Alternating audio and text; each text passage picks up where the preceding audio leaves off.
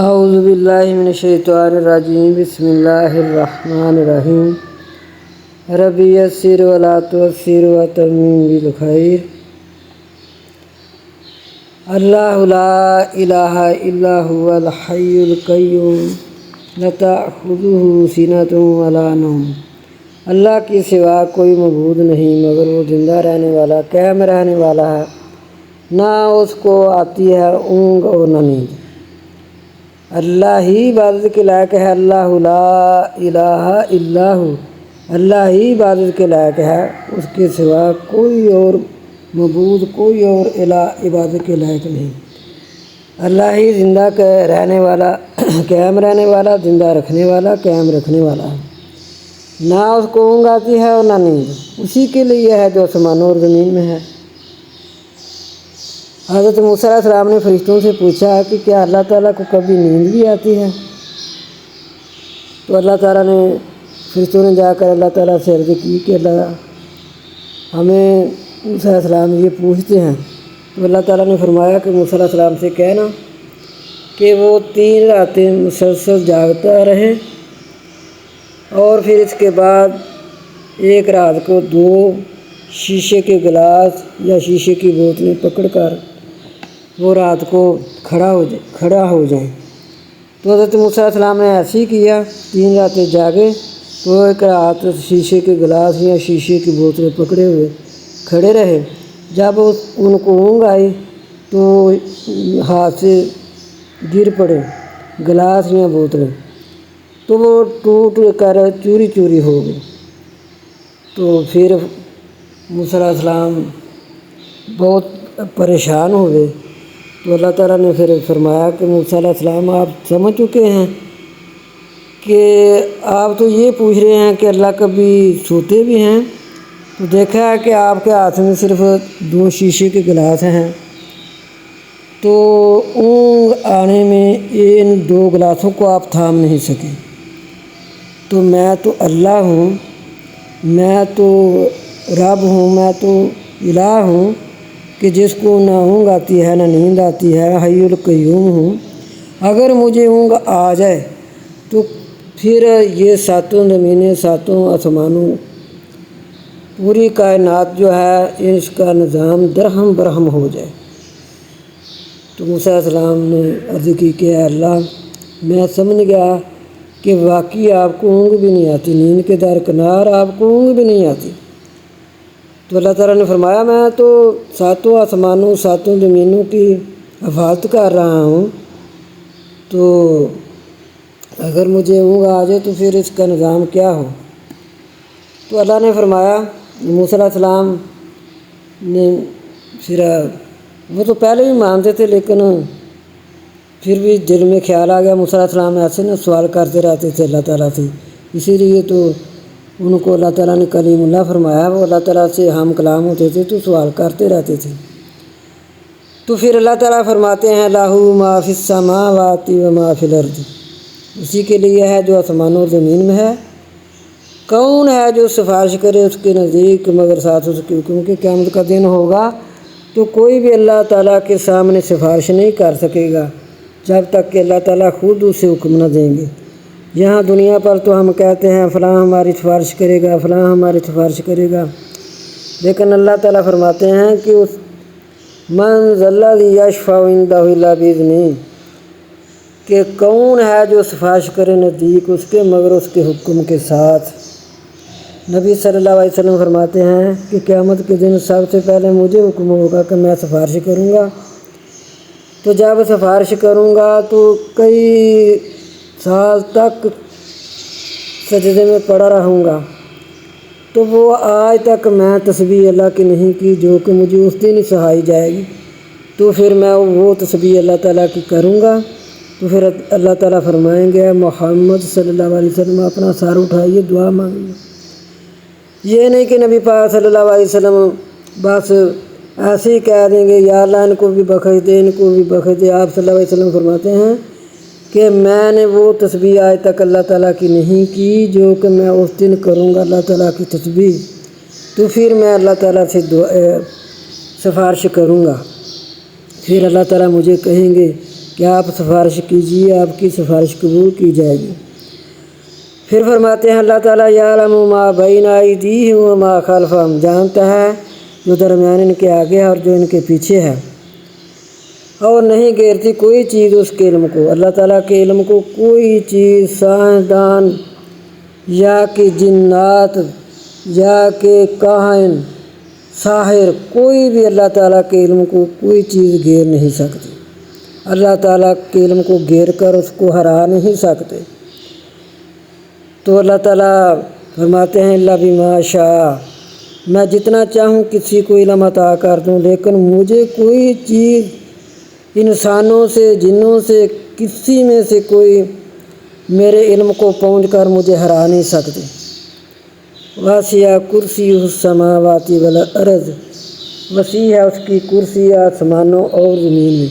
اللہ تعالیٰ کی کرسی آسمانوں اور زمین میں اتنی ہے کہ نبی صلی اللہ علیہ وسلم نے فرمایا کہ یہ تمام چیزیں ملا کر، ساتوں زمین، ساتوں آسمان، اللہ تعالیٰ کی کرسی میں یہ کچھ بھی نہیں ہے، ایسی ہے جیسا کہ ایک جنگل زمین میں اللہ کہ وہ ایک گھیراؤ کیا جائے،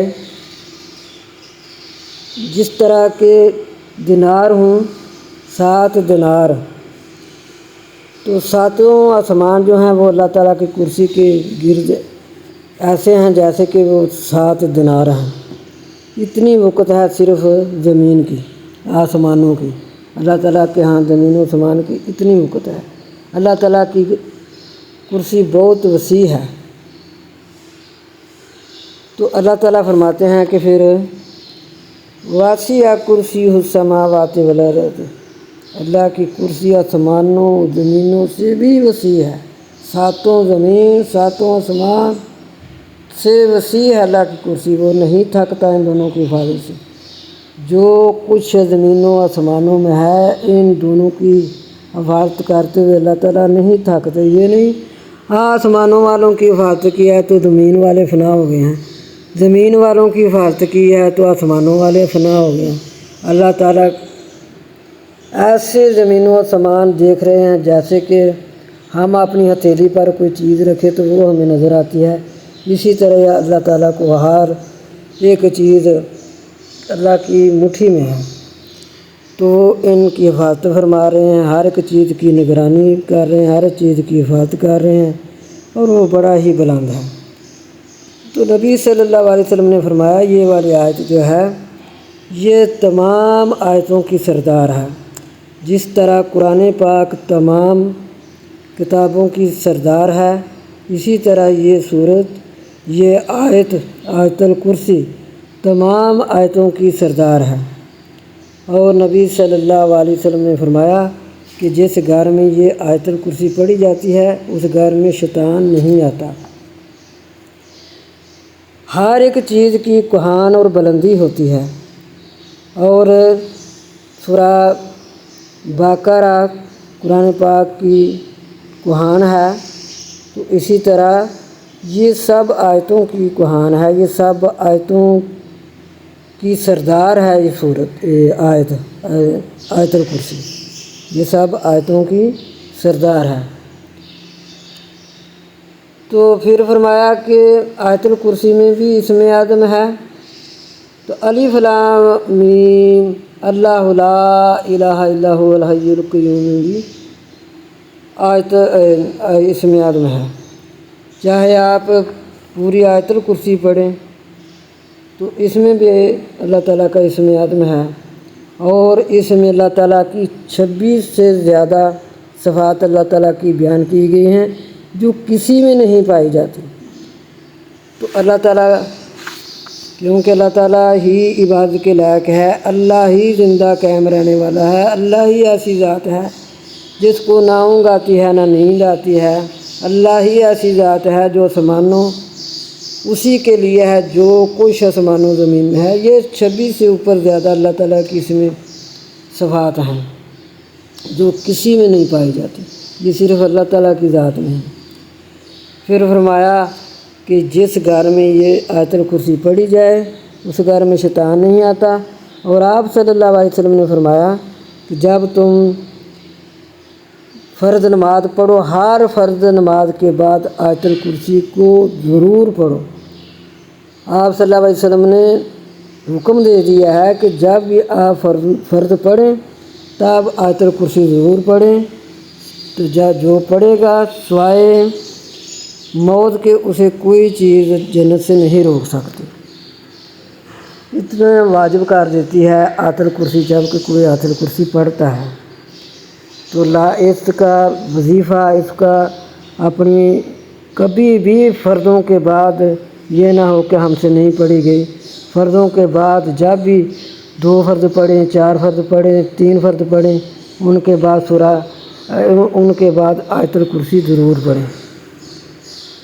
تو ماشاءاللہ یہ جب اللہ تعالیٰ نے یہ فرما دیا کہ آیت الکرسی تمام آیتوں کی سردار ہے، پھر فرمایا لا اکراہ فی الدین قد تبین الرشد من الغی، دین میں کوئی مجبوری نہیں، دین میں کسی کو زبردستی داخل نہیں کرنا۔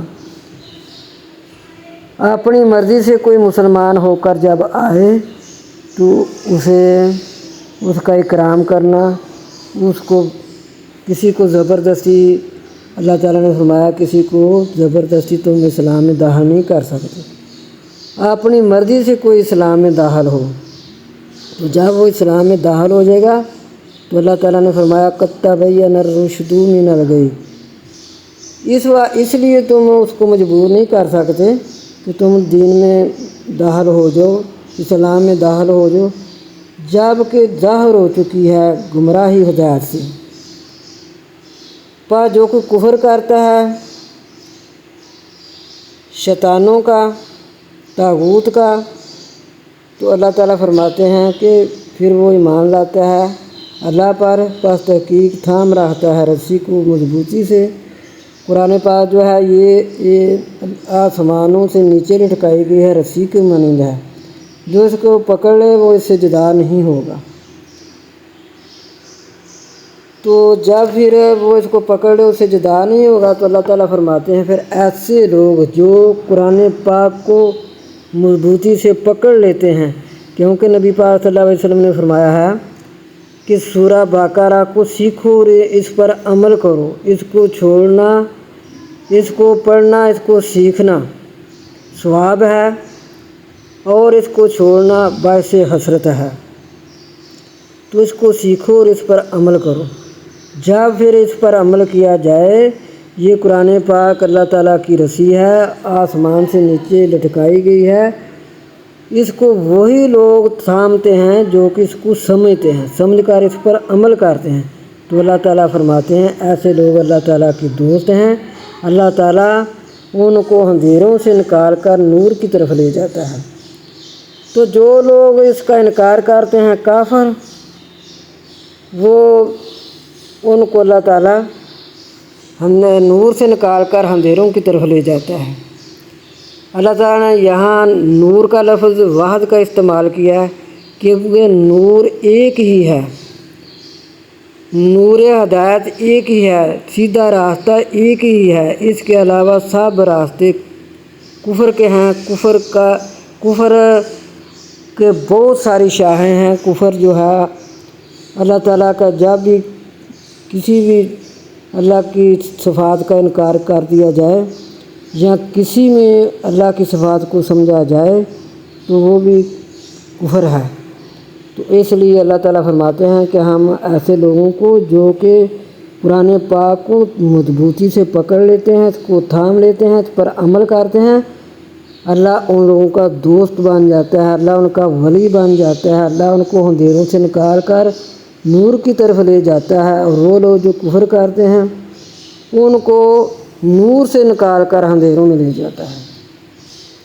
تو اللہ تعالیٰ نے فرمایا الم تر الی الذی حاج، اے میرے پیارے محبوب کہ کیا نہیں دیکھا اس شخص کی طرف جس نے جھگڑا کیا حضرت ابراہیم علیہ السلام سے، جو کہ نمرود تھا، اس نے حضرت ابراہیم علیہ السلام سے جھگڑا کیا۔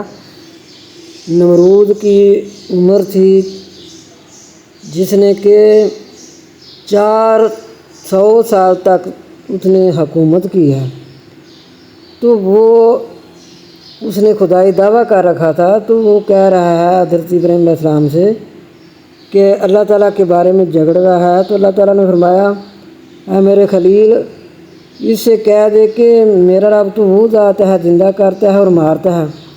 تو نمرود نے بھی کہا میں بھی زندہ کرتا ہوں اور مارتا ہوں۔ تو ابراہیم علیہ السلام نے فرمایا بس میرا اللہ تو سورج کو لاتا ہے مشرق سے، بس تو لے یا مغرب سے۔ اگر تو خدائی دعویٰ کرتا ہے، تو اپنے آپ کو خدا کہتا ہے، تو پھر ایسے کر کے اللہ تعالیٰ سورج کو مشرق سے لاتا ہے تو مغرب سے لے آ۔ بس یہ بات سن کر وہ شرمندہ ہو گیا اور اللہ ظالموں کو ہدایت نہیں دیتا۔ پھر فرمایا کہ او کالذی مر علی قریۃ وہی خاویۃ علی عروشہا، یا مانند اس شخص کی جو گزرا ایک بستی پر وہ گری ہوئی تھی اپنی چھتوں پر۔ حضرت عزیر علیہ السلام کہیں جا رہے تھے تو راستے میں دیکھا کہ ایک بہت بڑی بستی ہے جو کہ اپنی چھتوں پر گر پڑی ہے۔ تو حضرت عزیر علیہ السلام عرض کرنے لگے کہ اللہ کبھی یہ بھی آباد ہوگی؟ تو اللہ تعالیٰ نے وہیں پر حضرت عزیر علیہ السلام کو مار دیا۔ 100 سال تک وہ فوت ہوئے رہے۔ جب وہ بیدار ہوئے تو اللہ تعالیٰ نے فرمایا کتنی دیر ٹھہرا تو؟ حضرت عزیر علیہ السلام عرض کرنے لگے اللہ کہ میں ٹھہرا دن یا دن کا بعد حصہ۔ بس اللہ تعالیٰ نے فرمایا فانظر الی طعامک و شرابک لم یتسنہ، بس دیکھیے اپنے کھانے کی طرف اور اپنے پینے کی طرف، وہ تو گلا نہیں خراب نہیں ہوا۔ اور دیکھیے اپنے گدھے کی طرف، جب گدھے کی طرف دیکھا تو اس کی ہڈیاں بسیدہ ہو چکی تھی، تو یہ مٹی بن چکا تھا۔ تو اللہ تعالیٰ نے فرمایا کہ دیکھا ہے نا کہ ہڈیاں بسیدہ ہو گئی ہیں اور مٹی بن چکا ہے یہ سارے کا سارا، اور ادھر تیرا نہ پانی خراب ہوا ہے اور نہ کھانا خراب ہوا ہے، بھوسا تک نہیں ہے۔ تو ایسی ہے جیسے کہ ابھی ابھی پکایا تازہ کھانا ہے، تازہ پانی ہے۔ تو ادھر گدھے کو اللہ تعالیٰ نے مٹی کر دیا، اس کی ہڈیاں بسیدہ کر دی۔ تو اللہ تعالیٰ نے فرمایا دیکھ میں کس طرح پہلے ہڈیوں کو جوڑتا ہوں پھر اس پر گوشت چڑھاتا ہوں۔ جب ایسے کیا فلما تبین لہ، پس جب ظاہر ہوئی بات اس کی، حضرت عزیر علیہ السلام نے جب یہ دیکھا فرمایا قال اعلم ان اللہ علی کل شیء قدیر، فرمایا کہ میں جانتا ہوں بے شک اللہ ہر چیز پر قادر ہے۔ پھر اللہ تعالیٰ فرماتے ہیں کہ ابراہیم علیہ السلام نے پھر اللہ تعالیٰ سے یہ دعا کی وَإِذْ قَالَ إِبْرَاهِيمُ رَبِّ أَرِنِي كَيْفَ تُحْيِي الْمَوْتَى، جب کہ کہا ابراہیم علیہ السلام نے رب دکھا مجھے تو کس طرح مردوں کو زندہ کرتا ہے۔ اللہ تعالیٰ نے فرمایا قَالَ أَوَلَمْ تُؤْمِنْ، کہا کیا تو ایمان نہیں لاتا، تو پہلے نہیں مانتا؟ عرض کرنے لگے ابراہیم علیہ السلام کہ ہاں، قَالَ بَلَىٰ، ہاں، لیکن میرے دل کو اطمینان ہو، میرے دل کو اور تسلی ہو جائے، میرے دل کو اور زیادہ میں مطمئن ہو جاؤں۔ تو اللہ تعالیٰ نے فرمایا اے ابراہیم علیہ السلام 4 پرندے پکڑو، ان کی پہچان رکھیے کہ وہ کیسے ہیں، کہاں ان کا سفید پر ہے، کہاں ان کا، یہ سب کی سب آپ نے پہچان رکھنی ہے۔ تو 4 پرندے پکڑے، ان کو ذبح کر کے اللہ تعالیٰ نے فرمایا کہ ان کو پکڑ کر چاروں کو ذبح کر کے ہر پہاڑی پر ان کے حصے کر دیں۔ تو آپ نے ایسے ہی کیا۔ فرمایا اللہ تعالیٰ نے ثم اجعل اعلیٰ کل جبل منہن جزءا، ہر پہاڑ پر ان کے حصے کر دیں۔ ثم ادعوہن، پھر بلا ان کو، یاتینا کا آئیں گے تیرے پاس یا دوڑتے ہوئے۔ تو ایسے کیا، ان کی آوازوں میں بلانا، جس طرح کبوتر کو بلایا جاتا ہے اس کو ایسی آواز دو جس طرح مرو، اسی طرح انہوں نے آوازیں دی تو وہ سب اسی طرح واپس آ گئے۔ تو اللہ تعالیٰ نے فرمایا وَعْلَمْ اور جان ان اللہ عزیز حکیم، یہ کہ اللہ غالب حکمت والا ہے، بے شک اللہ غالب حکمت والا ہے۔ تو حضرت ابراہیم علیہ السلام نے یہ سوال کیا، پھر اللہ تعالیٰ فرما رہے ہیں مثل الذین ينفقون اموالهم، ان لوگوں کی مثال جو اپنے مالوں کو خرچ کرتے ہیں فی سبیل اللہ، اللہ کے راستے میں، کمثل حبۃ، مانند مثال دانے کی، حبہ کہتے ہیں دانے کو، انبتت، جب کہ تم بوتے ہو، سبع اگتی ہیں، انبتت اگتی ہیں، سبع 7 سنابلا بالیاں، فی کل سنبلۃ مئۃ، بیچ ہر نالی کے 100 دانہ۔ پہلے 7 نالیاں یا بالیاں اگتی ہیں، جب ایک دانہ گندم کا بویا جاتا ہے تو وہاں 7 بالیاں نکلتی ہیں ایک دانے سے، پھر ایک ایک بالی پر ایک ایک سٹا لگتا ہے، اس میں 100 دانہ ہوتا ہے گندم کی، اس طرح اگتے ہے ایک دانہ، تو اس میں ایسے ہی ہوتا ہے۔ ہم دیکھتے ہیں کہ 7 بالیاں ہوتی ہیں، 7 بالیوں پر 7 خوشی ہوتے ہیں، اس میں ہر خوشی میں 100 دانہ ہوتا ہے۔ تو اللہ تعالیٰ فرماتے ہیں جب میرے راستے میں کوئی خرچ کرتا ہے نا، اس کی مثال ایسی ہے جو صرف میری خوشنودی کے لیے میرے لیے خرچ کرتا ہے، ان میں سے کسی کو شریک نہیں ٹھہراتا میری اس عبادت میں، صرف وہ میرے لیے دیتا ہے، صدقہ دیتا ہے، زکوٰۃ دیتا ہے، غریبوں مسکینوں کو دیتا ہے، جن کا بار بار اللہ تعالیٰ قرآن پاک میں ذکر فرماتے ہیں۔ ایسے لوگوں کو جب وہ دیتے ہیں تو اللہ تعالیٰ فرماتے ہیں پھر میں ان کا اتنا رزق بڑھاتا ہوں، اتنا رزق بڑھاتا ہوں کہ ان کی نیکی میں 700 تک لے جاتا ہوں۔ نبی صلی اللہ علیہ وسلم نے فرمایا جو کہ اپنے گھر والوں کو کھلاتا ہے، کھلا کر جو اس سے بچے وہ لوگوں کو کھلاتا ہے تو یا لوگوں کو دیتا ہے، جو اپنے جب بھی اللہ تعالیٰ نے پوچھا، نبی صلی اللہ علیہ وسلم سے صحابہ نے پوچھا کہ اللہ کے رسول ہم کیا خرچ کریں، تو اللہ تعالیٰ نے فرمایا میرے محبوب ان سے کہہ دو جو تمہارے اخراجات سے بچ جائے وہ اللہ کے راستے میں دو، تو جو اللہ کے راستے میں وہ دیا جائے گا اس کا 700 گنا بڑھے گا، 700 گنا نیکیاں ملیں گی۔ تو ایک روایت میں آتا ہے کہ نبی صلی اللہ علیہ وسلم نے فرمایا جو لوگ ادھر حصہ ڈالتے ہیں جو کہ مجاہد ہوتے ہیں، جہاد کرنے کے لیے جو ساز و سامان تیار کیا جاتا ہے، جو جہاد کرنے والوں کو دیتے ہیں، تو اس کو اللہ تعالیٰ بڑھا کر 700 سے بھی بڑھا کر 2 لاکھ تک لے جاتے ہیں، 2 لاکھ سے بڑھا کر 2 کروڑ تک لے جاتے ہیں۔ تو یہ صرف ہے اس کا ثواب جو کہ جہاد کے لیے دیتے ہیں، تو جو اللہ کے راستے میں اللہ تعالیٰ کو خوش کرنے کے لیے صرف اللہ کے لیے دیتے ہیں، اللہ کی خوشنودی کے لیے دیتے ہیں، اللہ کے لیے دیتے ہیں، اس میں کسی کو شریک نہیں ٹھہراتے، تو پھر ایسا جو دیتے ہیں اللہ تعالیٰ فرماتے ہیں کہ میں ایک دانے سے 100 دانہ 700 دانہ تک لے جاتا ہوں، پھر 2 لاکھ تک، 2 کروڑ تک، واللہ یضاعف لمن یشاء، اللہ اس سے زیادہ کرتا ہے جو کہ 2 لاکھ 2 کروڑ سے بھی زیادہ، کیونکہ واللہ واسع علیم، اللہ وسیع جاننے والا ہے، جس طرح ہم ادا کریں گے اسی طرح ہی ہمیں بدلہ ملے گا۔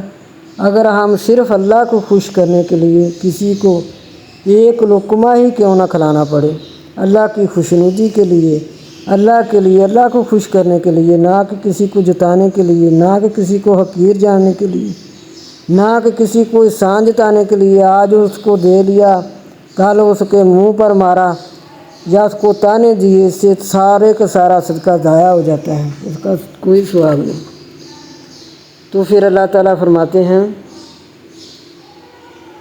کہ اس طرح اپنے صدقوں کو ضائع بھی نہ کرو، تو اللہ تعالیٰ کی خوشنودی کو تلاش کرتے رہو۔ وَمَثَلُ الَّذِينَ يُنْفِقُونَ أَمْوَالَهُمُ ابْتِغَاءَ مَرْضَاتِ اللَّهِ وَتَثْبِيتًا مِّنْ أَنفُسِهِمْ كَمَثَلِ جَنَّةٍ بِرَبْوَةٍ أَصَابَهَا وَابِلٌ فَآتَتْ أُكُلَهَا ضِعْفَيْنِ وَإِن لَّمْ يُصِبْهَا وَابِلٌ فَطَلٌّ وَاللَّهُ بِمَا تَعْمَلُونَ بَصِيرٌ۔ ان لوگوں کی مثال جو اپنے مالوں کو خرچ کرتے ہیں، تلاش کرتے ہیں اللہ کی رضامندی اور اپنے نفسوں کو مضبوط رکھتے ہیں، ان کی مثال ہے باغ کی جو اونچی جگہ پر ہو، پہنچے اس کو بارش، پس لائے ہر پھل دگنا۔ پس اگر اس کو بارش نہ بھی پہنچے تو تریل ہی کافی ہے، شبنم ہی کافی ہے، اور اللہ سا جو تم عمل کرتے ہو خبر رکھنے والا ہے۔ پھر فرمایا کہ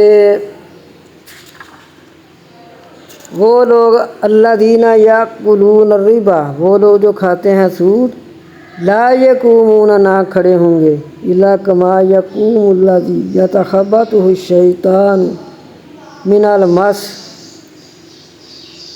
وہ لوگ جو کھاتے ہیں سود نہ کھڑے ہوں گے مگر جیسا کہ کھڑا ہوتا ہے وہ شخص کہ خبطی کیا اس کو شیطان نے چھونے سے۔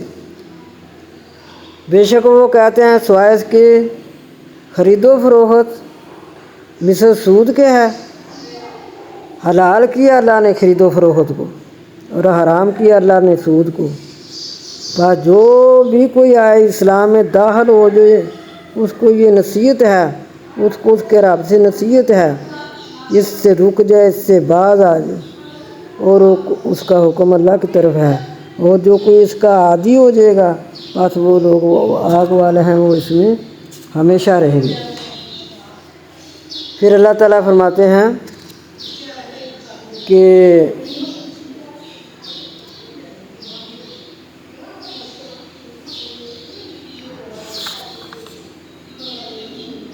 یمحق اللہ الربا ویربی الصدقات واللہ لا یحب کل کفار اثیم۔ بڑھاتا ہے، مٹاتا ہے اللہ سود کو اور بڑھاتا ہے صدقات کو۔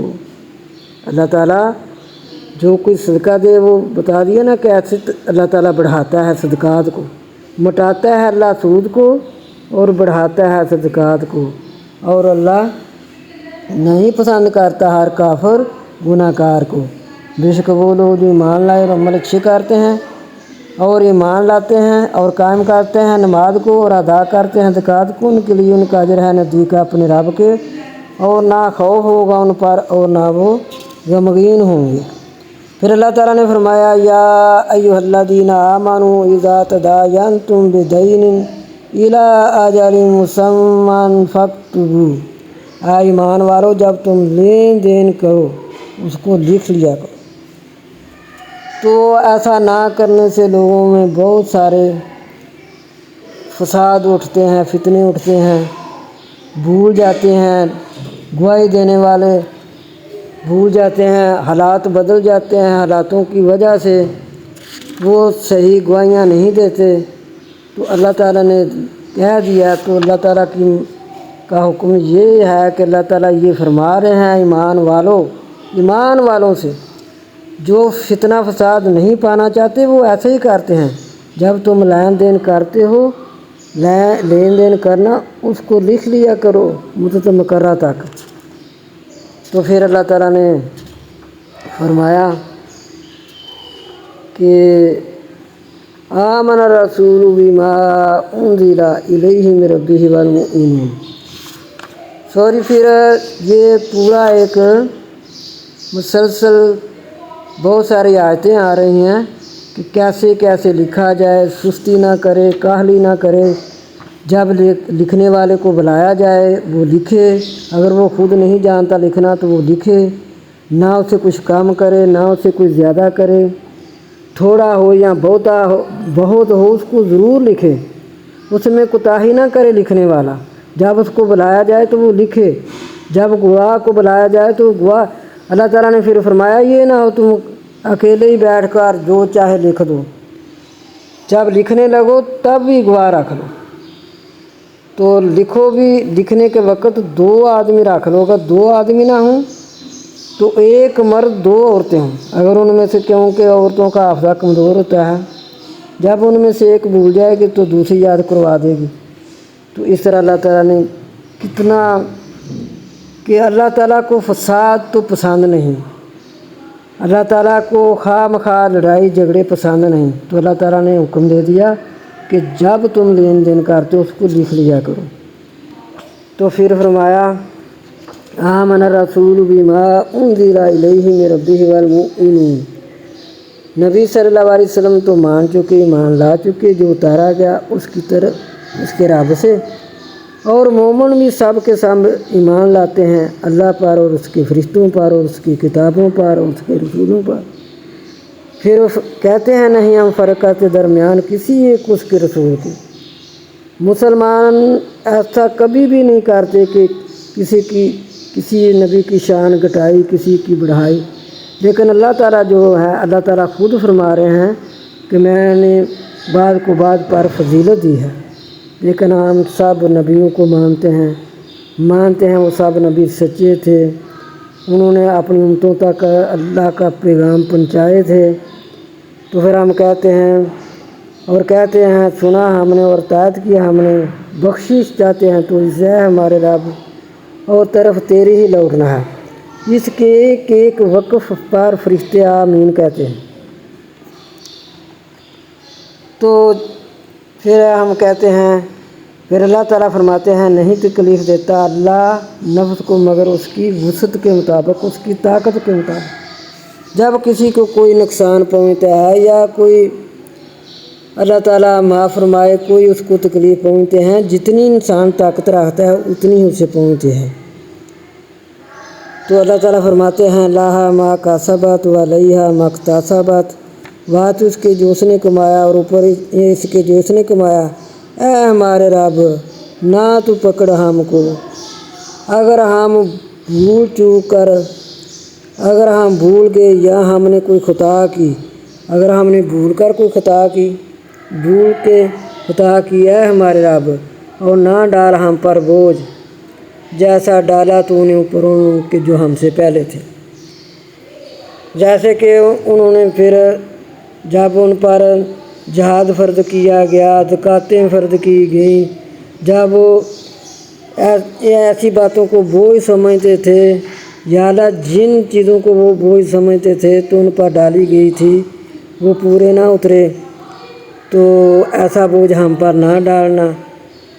ہر وقف پر فرشتے آمین کہتے ہیں، کیونکہ نبی صلی اللہ علیہ وسلم نے فرمایا کہ یہ جو شخص ان دونوں آیتوں کو رات کو پڑھ لے یہ دونوں کافی ہیں، یہ دونوں آیتیں کفایت کرتی ہیں، دونوں آیتیں کفایت کرتی ہیں۔ بندہ جب پڑھے ان آیتوں کو تو غور کرے اس کے ترجمے کی طرف۔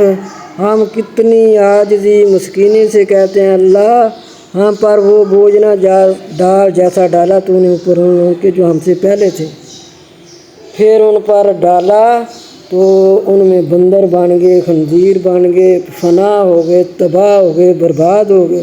اے اللہ ہم پر ایسا بوجھ نہ ڈالنا، اے ہمارے رب نہ ڈال ہم پر جو نہیں طاقت واسطے ہمارے ساتھ ایسی ہم پہ مصیبت نہ لانا، ایسی ہم پر وبائیں نہ ڈالنا، ایسی ہمیں تکلیفیں نہ دینا جو ہمیں طاقت ہی نہ ہو، اور معاف کر ہم کو اور بخش واسطے ہمارے، اور رحم کر ہم پر، تو ہمارا مولا ہے، پس مدد کر ہماری اوپر قوم کافروں پر ہماری مدد کرنا۔ ہم اللہ تعالیٰ سے ایسے کہہ رہے ہوتے ہیں کہ اللہ ہمیں کافروں پر مدد دے۔ تو یہ بہت ماشاءاللہ فضیلت والی آیتیں ہیں۔ نبی پاک صلی اللہ علیہ وسلم نے فرمایا یہ 2 آیتیں جو رات کو پڑھ کر سو جائیں تو اس کی کفایت کرتی ہیں، یہ دونوں آیتیں کفایت کرتی ہیں کہ بندہ پڑھنے والا سو جاتا ہے اس کے لیے کفایت کرتی ہیں، ایسی ہوتا ہے جیسے کہ وہ نوافل پڑھ رہا ہے، اللہ کی عبادت میں ہی مصروف ہے۔ تو سورہ بقرہ کے خاتمہ کی آیتیں عرش، نبی پاک صلی اللہ علیہ وسلم نے فرمایا سورہ بقرہ کے خاتمہ کی آیتیں अर्श तले के खजाना से दिया गया हूँ। मुझसे पहले कोई नबी ये नहीं दिया गया। माशाल्लाह, मुझसे पहले कोई नबी नहीं दिया गया। फिर हजूर सल्लल्लाहु अलैहि वसल्लम ने फरमाया,